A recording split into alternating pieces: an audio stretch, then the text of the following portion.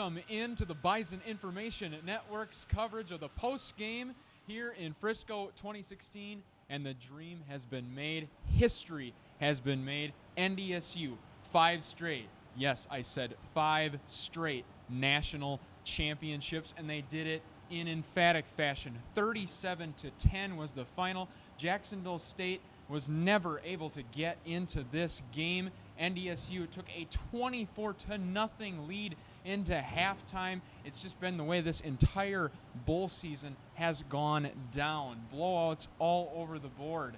And we look at this, Jacksonville State was able to score 10 unanswered points to start the second half, but then NDSU responded with another 13 points to cruise to a 37-10 victory and held Jacksonville State to 400 yards fewer than their playoff average. And I'm joined here with Nick Furch, reporter at the Bison Information Network. And Nick, how do you sum up a season like this for NDSU?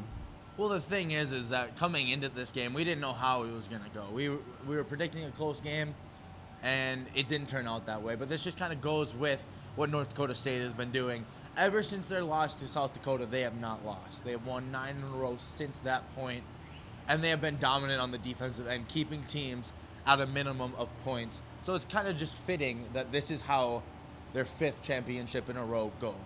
And when you have the ball for 40 minutes in a game, I mean, you got to think that on defense, it just makes it easier for those guys. Oh, yeah, they get a great break. I mean, it's very tiring chasing around Eli Jenkins and Tremaine Pope. But, you know, Carson Wentz, he just kind of helped out the defense the best as he could. He was a game manager throughout. There was many 6, 7, 8-minute drives. Didn't always end in points, didn't always end in touchdowns, but they seemed to always give the defense a break so they could come out energized, ready to stop that Gamecock offense. And in a quarterback like Eli Jenkins, he was a non-factor in this game, a player that we thought was going to be, you know, the featured target throughout the game. You know, it was kind of crazy because there was one play early in either the first quarter or the second quarter where you thought that he was going to break one and he ran out of bounds. And that play right there just kind of said something to me about how North Dakota State had been affecting him. He did have one long run, about a 23-yarder, put him down in the red zone, and they ended up scoring off of that. But, you know, he was just a non-factor. I mean, throwing the ball, the secondary is fantastic. They picked him off 3 times, and he fumbled it twice. I mean, one of them was in a bad exchange on a read option. But, you know, he was rattled throughout, and it was kind of crazy to see that such an elite dual-threat player was just shut down by a defense like that.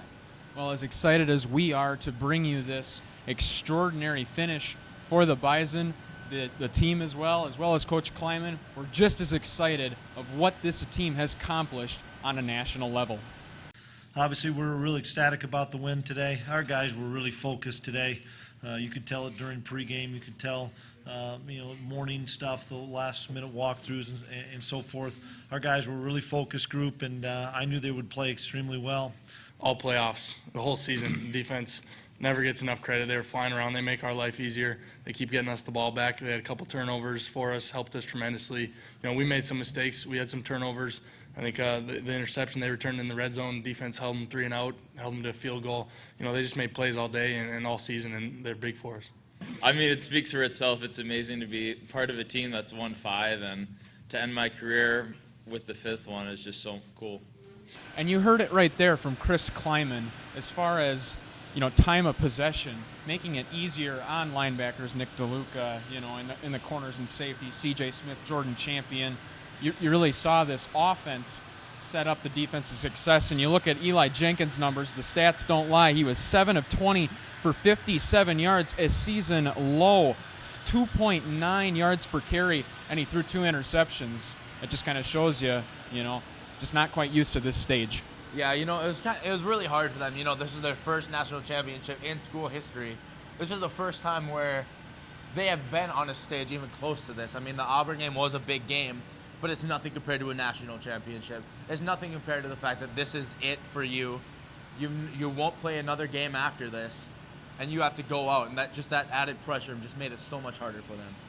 Well, NDSU has locked up a 5th straight. That is a new collegiate Division I record for consecutive championships. and they did it with no problem today, taking care of the #1 ranked team in the nation, the Jacksonville State Gamecocks. We want to remind you to check out our Facebook page, and we want to thank our sponsors, Matt Bus and the NDSU Bookstore. We appreciate you joining us for this post-game show, and thanks for all the support that everybody gives us. Also, a big shout-out to our engineer, Jeff Anders, and our comm director, Rich Lodwick.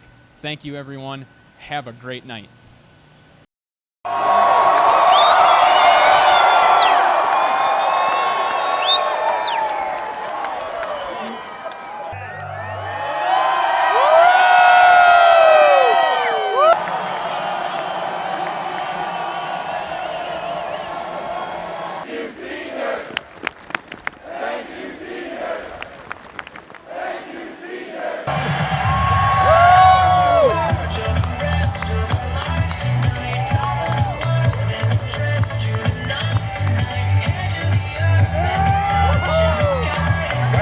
Shot downfield for Shepard, who has a step, makes the catch.